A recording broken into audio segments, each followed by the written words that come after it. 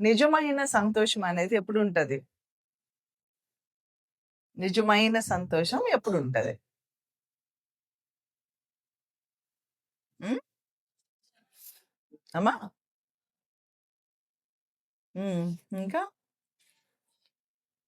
ఇవన్నీ మనకి క్రిస్మస్ అంటే కొత్త వస్త్రాలు, పిండి వంటలు, లేకపోతే డెకరేషన్స్, మరి డాన్సులు, పాటలు, ఎన్నో ఎన్నో ఎన్నో సందడులు కదా! ఇందాక పాట పాడారు. చేశారంట సందడే సందడి. ఎన్నో సందడులు చేస్తా ఉన్నారు. మరి లోకమంతా సందడి చేసుకుంటూ ఉంది. లోకమంతా సెలబ్రేట్ చేసుకుంటుంది. ఇలా వీధుల్లోకి వెళ్తే అసలు వీధులన్నీ చక్కగా డెకరేట్ చేయబడి, చక్కగా వెలుగుతో నింపబడి ఉంది. మరి ఈ ప్రభువు ఈ లోకానికి ఆయన వెలుగుగానే వచ్చారు. ఆ లైటింగ్స్ ద్వారా మనం వెలుగు చూపిస్తున్నాము.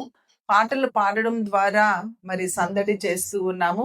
రకరకాలైన సందళ్ళు. ఇవన్నీ ఎలా ఉంటాయంటే కొంచెం సేపే ఉంటాయి కదా! ఇవన్నీ అయిపోయిన తర్వాత మళ్ళీ సాయంత్రం మీరు మేబీ వంట చేసుకుంటారో, లేకపోతే హోటల్స్‌కి వెళ్తారో, ఫ్యామిలీస్ గెట్ టుగెదర్స్ ఉంటాయి. రాత్రి వరకు సెలబ్రేషన్స్ జరుగుతాయి. అలసిపోతారు, పడుకుంటారు. నెక్స్ట్ డే మార్నింగ్ నుంచి మళ్ళీ రొటీన్ లైఫ్. ఇట్స్ సేమ్ కదా! కానీ ఆ రియల్ క్రిస్మస్ అంటే ఎలా ఉంటదంటే it's not same for tomorrow. రేపు అది ఆ!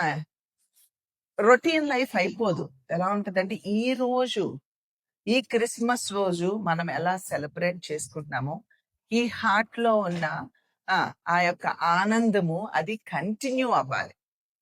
కొంతమంది పిల్లలకి మంచి బట్టలు లేవనుకోండి, వాళ్ళకి ఇష్టమైన డ్రెస్ కొనలేదనుకోండి, వాళ్ళకి హ్యాపీనెస్ ఉంటదా? వాళ్ళకి హ్యాపీనెస్ ఉండదు కదా! లేకపోతే వాళ్ళకి ఇష్టమైన ఫుడ్ మీరు ఇవ్వలేదనుకోండి, వాళ్ళకి హ్యాపీనెస్ ఉంటదా? హ్యాపీనెస్ ఉండదు. వాళ్ళకి ఏది ఇష్టమో మనం అది చేస్తే అందులో హ్యాపీనెస్.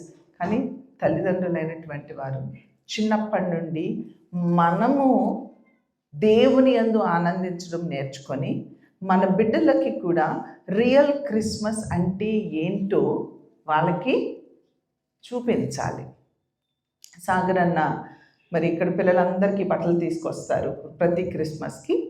నేనేమో పెద్ద పిల్లలకి చీరలు అవి ఆడపిల్లలకి నేను చూస్తాను. అయితే ఒక పాప చిన్న పిల్లకి ఫ్రాక్ తీసుకొచ్చారు. తీసుకొస్తే ఆ ఫ్రాక్ మీద ఖరీదు దగ్గర దగ్గర ₹2000 ఉంది. కానీ ఆ పాప ఆ ట్యాగ్ చూడలేదు. ఆ డ్రెస్ చూసి షీ ఈజ్ నాట్ సాటిస్ఫైడ్. ఏంటో తెచ్చారు అంకులు అనుకుని తన ఫీలింగ్స్ నేను చూసి తను వేసుకున్న తర్వాత ట్యాగ్ ముందుకేసి ఇది చూడు అన్న తర్వాత అది చూసి తర్వాత చెప్పాను అది అంతకు కొనలేదు, అది ఎంత కొన్నారు, అది మనకి ఇది ఇస్తారు కదా, డిస్కౌంట్లో తీసుకున్నది అంత అనుకొని కూడా నువ్వు ఆనందపడొద్దు. అది డిస్కౌంట్లో వచ్చింది, బట్ దాని యాక్చువల్ ప్రైస్ అయితే ఇంత ఉంటుంది అన్నప్పుడు కొంచెం నవ్వింది.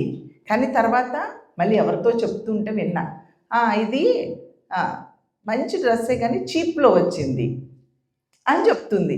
అంటే పిల్లలకి మనం ఏంటంటే వీటిలో ఖరీదులో ఉండదు ఆనందం, విలువైన వాటిలో కాదు ఆనందం, క్రిస్మస్ అంటే బట్టల్లో కాదు అని మనం బిడ్డలకి చిన్నప్పటి నుండి నేర్పించాలి. అలా నేర్పించాలంటే ఒకవేళ నీకు క్రిస్మస్కి బట్టలు లేవనుకోండి, డబ్బులు లేవనుకోండి, అప్పు చేసి నువ్వేమి కొనక్కర్లా.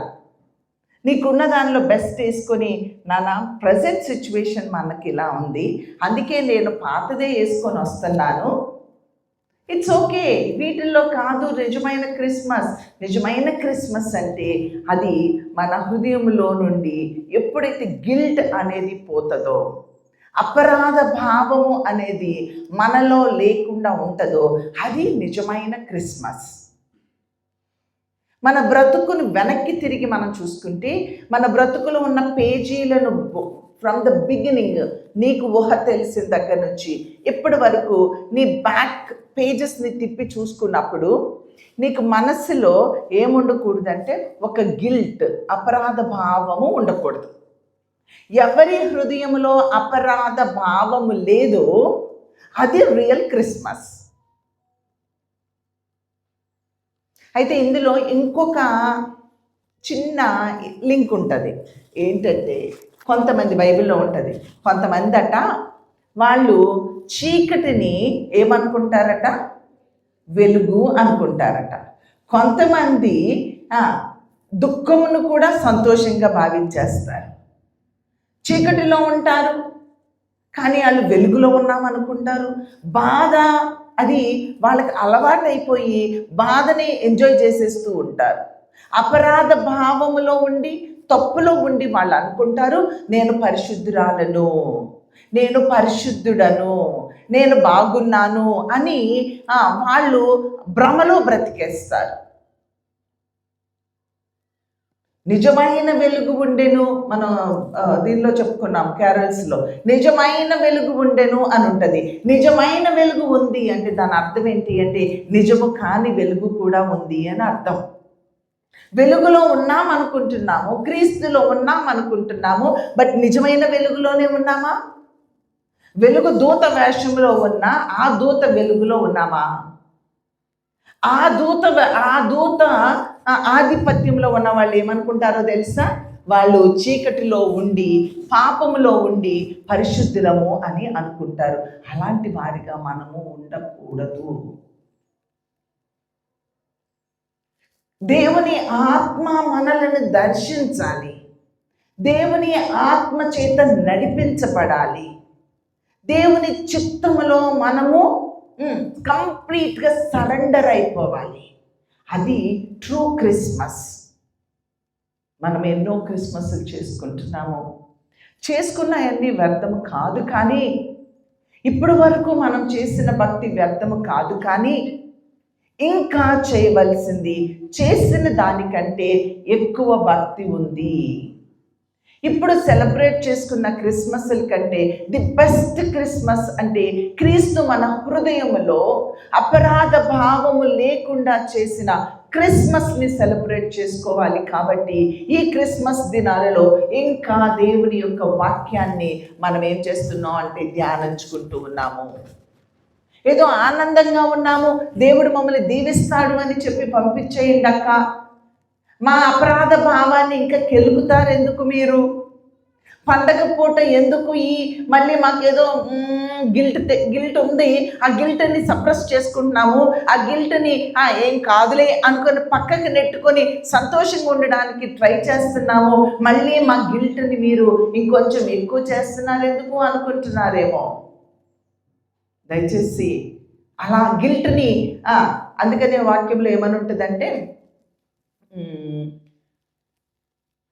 ఏమంటాము, సరే వాడెవర్, ఆ గిల్ట్ని మనము ఎక్కువ చేసేసుకొని దాన్ని గిల్ట్ లేదు అనుకొని పక్కకి నెట్టేసుకొని నేను బాగున్నాను అనుకుంటే మనం నరకానికి వెళ్ళిపోతాము. మనం నరకానికి వెళ్ళడం దేవునికి ఇష్టం లేదు కనుక మనము ఆయన్ని వెంబడించకపోయినా, మనము ఆయన్ని కోరుకోకపోయినా ఆయన మనల్ని కోరుకున్నారు కనుక, మనల్ని ప్రేమించారు కనుక ఆయన మన మీద he is still working on us. ఆయన మన మీద పనిచేస్తూ ఉన్నారు. Submit our self. సరే, ఈరోజు నా వాక్య భాగం ఏంటి అంటే మార్కు సువార్త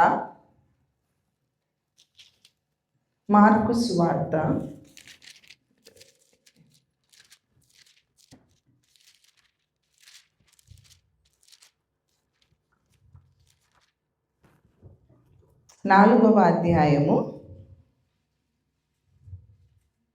35వ వచనం నుంచి 41వ వచనం వరకు చదువుకుందాం.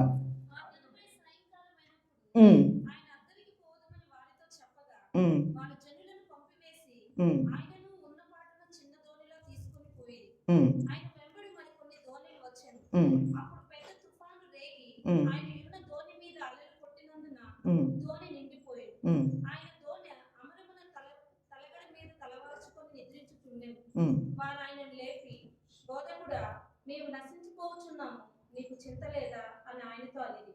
అందుకు ఆయన లేచి గాలిని గద్దించి నిశ్శబ్దమై ఊరుకుండమని సముద్రముతో చెప్పగా గాలి అణిగి మిక్కిలి నిమ్మలమాయెను. అప్పుడు ఆయన, మీరు ఎందుకు భయపడుతున్నారు? మీరు ఇంకనూ నమ్మలేక ఉన్నారా అని వారితో చెప్పాను. వారు మిక్కిలి భయపడి, ఈయన ఎవరో గాలియు సముద్రమును ఈయనకు లోబడుచున్నవని ఒకరితో ఒకరు చెప్పుకుంటారు. క్రిస్మస్ వాక్యమేనా? కాదు కదా, అసలు క్రిస్మస్కి రిలేటెడ్ కానే కాదు. కానీ ఇక్కడ క్రిస్మస్ సందేశాన్ని దేవుడు నాకు అర్థం చేశాడు. ఇక్కడ ఏమైందంటే రియల్ జాయ్ గురించి ఇప్పటి వరకు మనం మాట్లాడుకున్నాము. ఇక్కడ ఆ యొక్క ఓడలో వారు, దోణిలో వారు ప్రయాణం చేస్తూ ఉన్నారు. ప్రయాణం చేస్తూ ఉన్నప్పుడు అక్కడ ఏమైందట, పెద్ద తుఫాను రేగింది. సముద్రంలో పెద్ద తుఫాను రేగింది. ఆ దోణిలోనికి నీళ్లు వెళ్ళిపోయి వీళ్ళందరూ భయపడుతూ ఉన్నారు. ఈ పెద్ద తుఫాను మన జీవితంలో కూడా అనేక రకాలైన పెద్ద పెద్ద తుఫానులు మన జీవితంలో ఉంటాయి. ఈ పెద్ద తుఫానులు మన జీవితంలో ఏం చేస్తాయో తెలుసా? మన జీవితంలో ఉన్న సంతోషాన్ని అవి దొంగిలించేస్తాయి.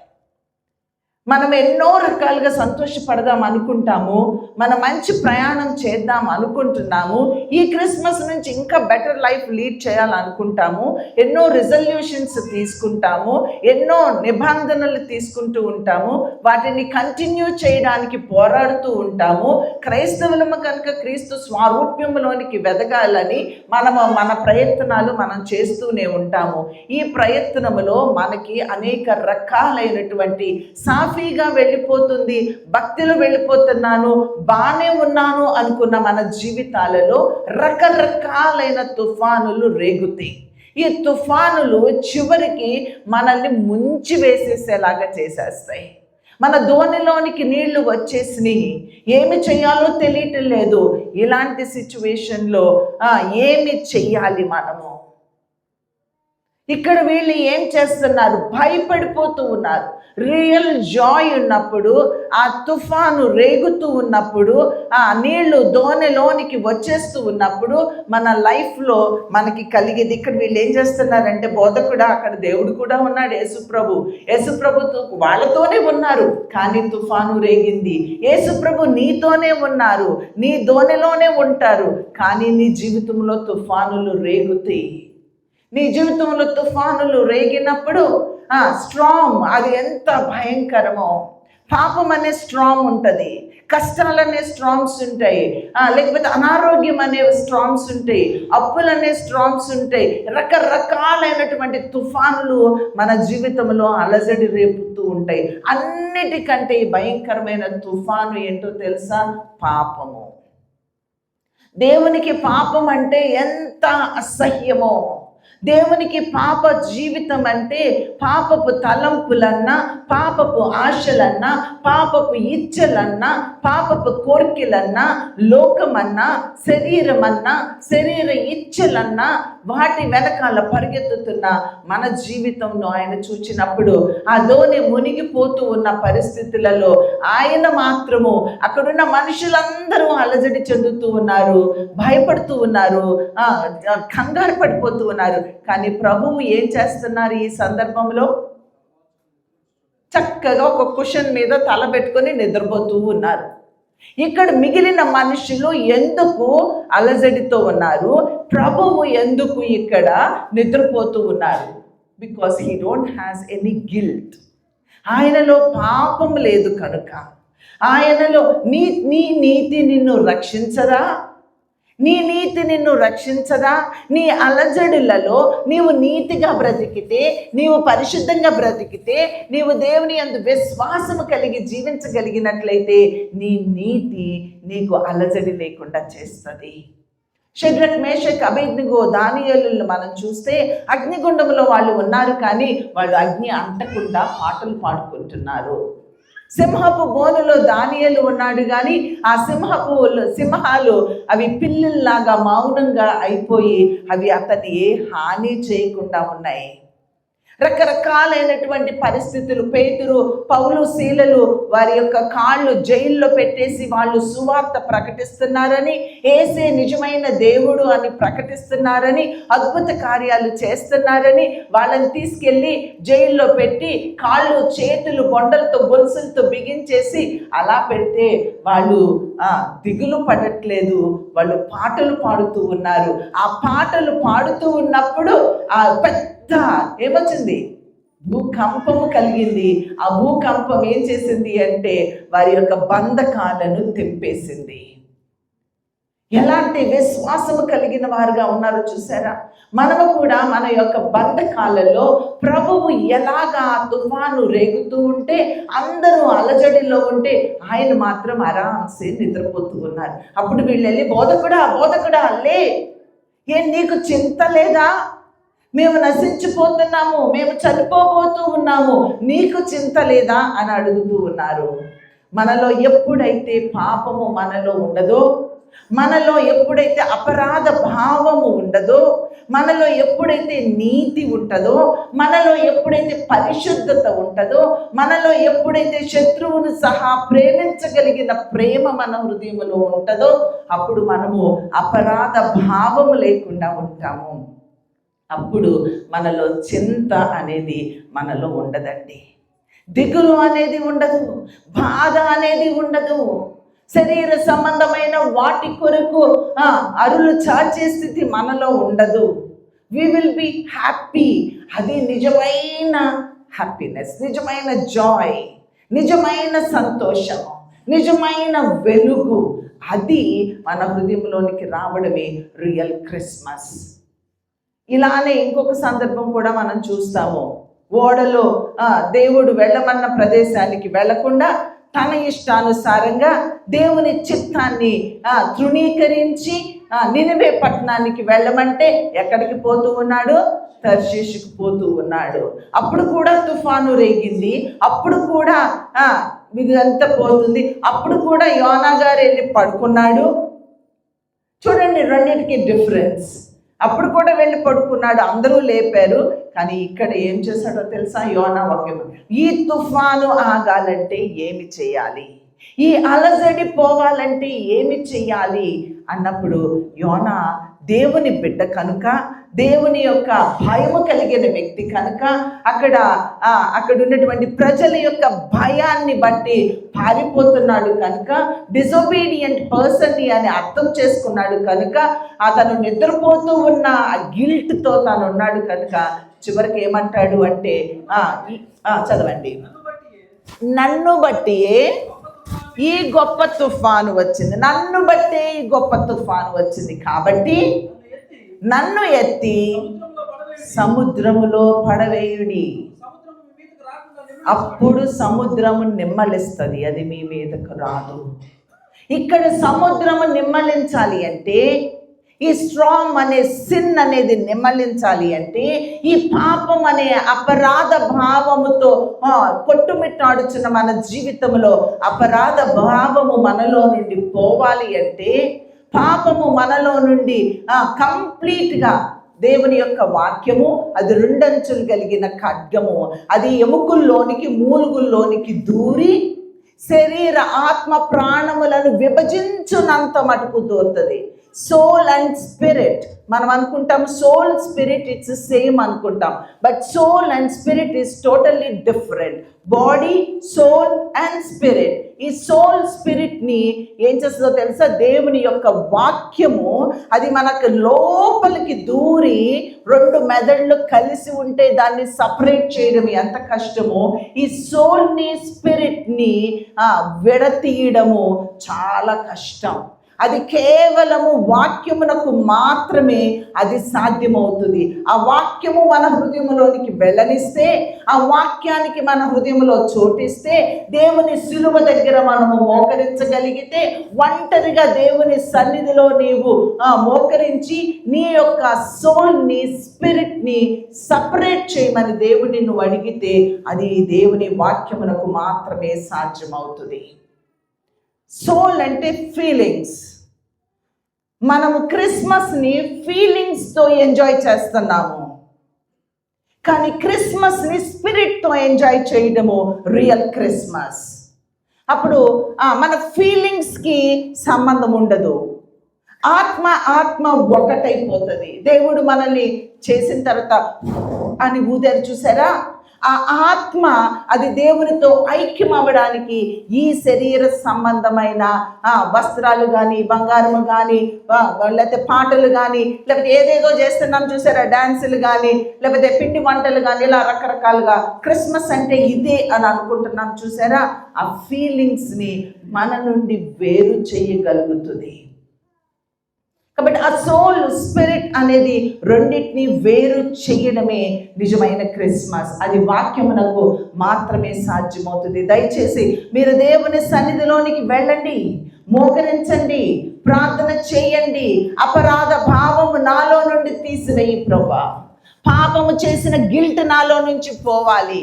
నాలో ఉన్న ఆ అపరాధ భావము, ఆ గిల్ట్ అనేది, అయ్యో నేను పాపిని, అయ్యో నేను ఇలా మాట్లాడకుండా ఉండాల్సింది, అయ్యో నేను ఇలా ప్రవర్తించకుండా ఉండాల్సింది, అయ్యో నేను ఇలా గొడవ పడకుండా ఉండవలసింది, అయ్యో నేను ఇలా వెళ్లకుండా ఉండవలసింది, అయ్యో నేను సినిమాలు చూడకుండా ఉండవలసింది, అయ్యో నేను ఆ అబ్బాయి వైపు చెడ్డ చూపుతో చూడకుండా ఉండవలసింది, అయ్యో అయ్యో అయ్యో ఎన్ని రకాలుగా మీరు అయ్యో అయ్యో అని ఫీల్ అవుతున్నారు చూసారా. అయ్యో అనే ఫీలింగే అపరాధ భావము.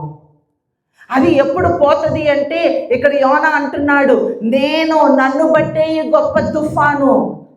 ఈజ్ నాట్ సేయింగ్ దేవుడు వెళ్ళమన్నాడు, వాళ్ళంత భయంకరమైన మనుషులు, ఆ మనుషుల మధ్యలోకి వెళ్తే నన్ను చంపేస్తారు కాబట్టి నేను పారిపోతున్నాను, నాదేమి తప్పు లేదు, నాకు వెళ్ళాలని ఉంది అని చెప్పొచ్చు. But he understood the mistake is on my side. నిజమైన అవగాహన ఎప్పుడు వస్తుందో తెలుసా? దేవుని ఆత్మ మనలో ఉన్నప్పుడు. నా భార్యని బట్టి కాదు, నా భర్తను బట్టి కాదు, నా బిడ్డల మాట వినని నా బిడ్డలను బట్టి కాదు, నేనే సరి చేసుకోవాల్సింది, నేనే సెట్ అవ్వాల్సింది, నేనే దేవునికి విరోధంగా ఉన్నాను, నేనే దేవునికి లోబడట్లేదు అనే ఆ ఫీలింగ్ మనకి ఎప్పుడు వస్తుందో తెలుసా? నిజమైన దేవుని ఆత్మ మనల్ని గైడ్ చేసినప్పుడు. లేకపోతే మనము వేరే వాళ్ళని నిందిస్తూ ఉంటాము. ఆదాము అవ్వలేనటువంటి వారు దేవుడు చెప్పిన మాటకు వ్యతిరేకంగా వెళ్ళినప్పుడు వాట్ దే హ్యావ్ డన్ అదే మనము చేస్తున్నాము. వాళ్ళు ఏం చేశారంటే అవ్వమేమో ఆదాము మీద, ఆదామేమో అవ్వమ్మ మీద, అవ్వమేమో సర్పం మీద నెట్టి వేసుకున్నారు. కానీ నన్ను బట్టే నాకు తినాలనిపించింది, నా బుద్ధి మంచిది కాదు అనే అవగాహన లేని వారిగా మనం ఉంటున్నాము. కాబట్టి నా బుద్ధి, నా మంచితనము లేని స్థితి, నాకు భక్తి లేని స్థితి, నేనే ఇలా ఉన్నాను అనే ఆ యొక్క అండర్స్టాండింగ్ మనకి రావాలి. ఇక్కడ యోనా నన్ను బట్టే. ఈ మాట చెప్తున్నప్పుడు నాకు ఇంకొక మాట గుర్తొస్తూ ఉంది. శిష్యులందరూ యేసుప్రభు చుట్టూ కూర్చొని ఆఖరిగా సప్పర్ తీసుకుంటూ ఉన్నప్పుడు అప్పుడు ఏం జరిగిందండి? మీలో ఒకడు నన్ను అప్పగించబోతున్నాడు అంటే అక్కడ ఏమన్నాడు? అప్పగించేవాడు ఏమన్నాడు? యూదా ఇస్కరియోతు నేనా అన్నాడు. ఇక్కడ చూడండి, నేనా అన్నాడు. ఇక్కడ యోనా ఏమంటున్నాడు? నేనే అంటున్నాడు. ఈ దినమున నేనా అంటున్నామా, నేనే అంటున్నామా? నేనే అన్నవాడు ఏమయ్యాడు? నేనే అన్నవాడు ఏమయ్యాడు? నేనా అంటున్నవాడు ఏమయ్యాడు? ఒక్కసారి మీరు ఆలోచించండి. ఇంకా నేనేం పాపిని కాదు, నన్ను బట్టి కాదు, ఈ తుఫాను నన్ను బట్టి కాదు, ఇంట్లో ఈ అలజడి నన్ను బట్టి కాదు, ఇంట్లో ఈ పోట్లాట నన్ను బట్టి కాదు, ఈ పాపానికి కారణము నేను కాదు. తప్పండి నేనే అని అన్నాడు. అన్నప్పుడు వాట్ ఆ అలజడి తగ్గాలంటే ఏం చేయాలి? Throw me into the water, నన్ను కింద పడేయండి. Throw me into the water, నన్ను త్రోసివేయండి. అప్పుడు తుఫాను ఆగుద్ది. త్రోసివేయబడాలి. ఆ హంబుల్నెస్కి రావాలి. నేనే కారణము, ఆ శిక్షకు నేనే కారణము, ఆ తుఫానుకు నేనే కారణము, ఆ శిక్షకు నేనే అర్హురాలను అనే స్టేజ్లోనికి మనం రావాలి. ఎప్పుడైతే యోనాని ఎత్తి పడేశారో సముద్రం ఏమైపోయింది? నీ హృదయంలో ఉన్న పాపము నిన్ను విడిచిపోవాలి అంటే ఇక్కడ ఈ సందర్భంలో మనం చూస్తే యేసు ప్రభువు ఆయన ఏం చేశారో తెలుసా? ఆయన గద్దించారు. ఆయన ఈ లోకానికి ఎందుకు వచ్చారో తెలుసా? ఆదికాండము 5వ అధ్యాయము 15వ వచనంలో ఆయన ఎందుకు ఈ లోకానికి వచ్చారో చెప్పబడింది. ఒకసారి చదువుతారా? 3:15 అనుకుంటున్నాను. స్త్రీ సంతానము నీకును స్త్రీకిని నీ సంతానమునకు ఆమె సంతానమునకు వైరము కలుగు చేసేదను, అది నిన్ను తల మీద కట్టును. చూసారా, ఇక్కడ యేసు ప్రభు ఈ లోకానికి వచ్చింది ఎందుకు అంటే అపవాది సంతానమును, అంటే అపవాది తల చితక కొట్టడానికి ఆయన ఈ లోకానికి వచ్చారు. He came to this world to save us. ఆ సర్పెంట్ యొక్క తల చితక కొట్టడానికి హీ డిడ్ ఇట్. 2000 సంవత్సరాల క్రితం ఆయన ఆ పని చేశారు. అపవాది తల చితక కొట్టారు. అపవాదికి మీరు భయపడవలసిన అవసరం లేదు. వాడు అబ్రాహ్మలో మిమ్మల్ని భయపెట్టేసి ఆ భయముతో మిమ్మల్ని ఇంకా ఏం చేస్తున్నాడో తెలుసా, మిమ్మల్ని అమ్మో అమ్మో అనే అపరాధ భావంలో నింపేస్తున్నాడు. అమ్మో సాతాను యొక్క శక్తి వల్ల నేను పాపం చేస్తున్నానండి అనుకున్నావు, కానీ వాడి శక్తి ఎప్పుడో విరవబడింది. వాడి యొక్క ముళ్ళు విరవబడింది. వాడికి విషము లేదు, వాడికి పవర్ లేదు. పవర్ అంతా మన ప్రభువుదే. పవర్ అంతా మన ప్రభువుదే.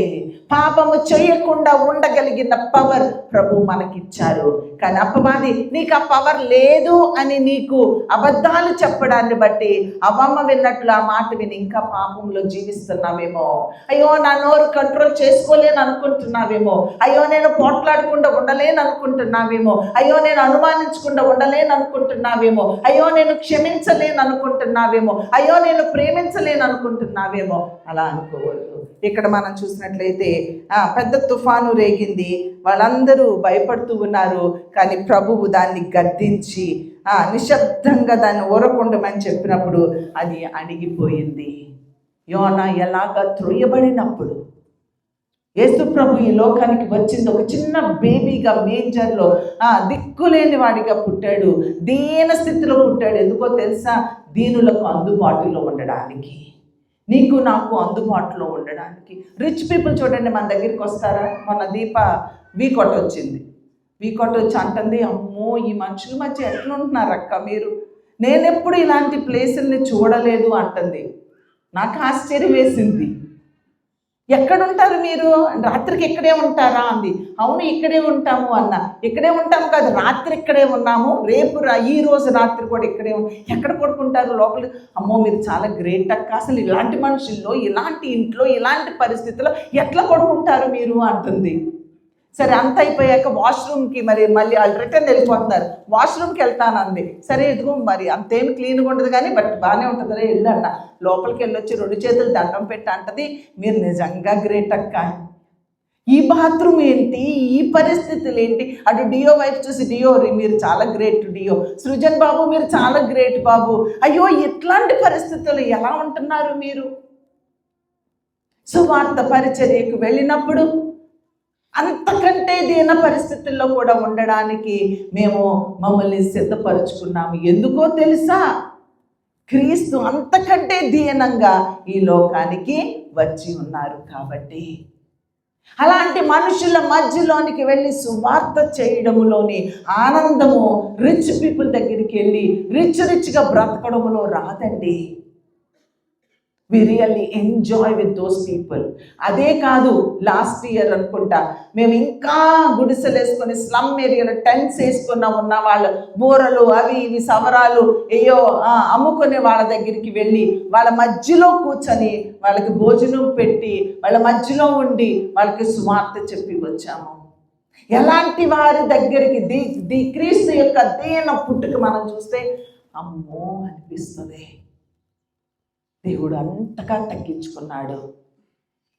అలాంటి పుట్టుక పుట్టి వడ్రంగి కుమారుడిగా ఉండి 30 సంవత్సరాలు అలాంటి జీవితం జీవించి తర్వాత ఆయన అద్భుత కార్యాలు చేసి అనేక మంది ఆయన వెంబడించే విధానాలలోనికి ఆయన ఫాలో అవుతున్న పరిస్థితుల్లో నుండి మరలా సిలువ మీద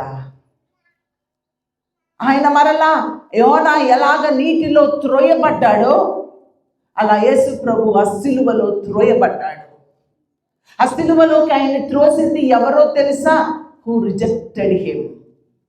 ఎవరు ఆయన్ని రిజెక్ట్ చేస్తున్నారో, ఇంకా మనలో ఎవరము ఆయన్ని రిజెక్ట్ చేస్తున్నాం. ఆయన సన్నిధికి రావచ్చు, కానీ ఆయన చిత్తాన్ని చేయడానికి తగ్గించుకోలేని వారము, ఆయనకు లోబడలేని వారము. అలాంటి వారి కొరకు ఆయన ఏం చేశారో తెలుసా? ఆ రక్తము చిందుతూ ఉంది. ఆయన్ని హింసించుచున్న వారి మీద రక్తం పడినప్పుడు వారు స్వస్థత పొందారట. ఆయన ప్రేమ ఎంత గొప్పదో. పాపము చేస్తూ ఉన్నప్పుడు హీ హ్యాస్ యాంగర్. పాపము చేసే వారి పట్ల ఆయన ఇలాగ యవనాన్ని తీసి ఎత్తి సముద్రంలో పడేశాడు. ఆ తుఫాను రేగించి సముద్రంలో పడేశాడు. ఆయన కూడా, ఆయన ఏ పాపము చేయకపోయినా మన పాపాల కోసం యోనా త్రోయబడినట్లు ఆ శిలువ మీద త్రోయబడ్డాడు. అప్పుడే మనకి నెమ్మది వచ్చింది. That is called true Joy. అప్పుడే మనలో అపరాధ భావం పోతుంది. అది నిజమైన క్రిస్మస్. ఆయన త్రోయబడ్డాడండి, కొట్టబడ్డాడు, నలపబడ్డాడు. సొగసైనను స్వరూపమైనను లేకుండా నీ కోసం నా కోసం మన శాపాల కొరకు యోనా పారిపోయాడు, యోనా త్రోయబడ్డాడు. నీవు నేను పారిపోయాం, మనము త్రోయబడలా. క్రీస్తు మన తరపున క్రీస్తు సిలువలో త్రోయబడ్డాడు యోనాలాగా.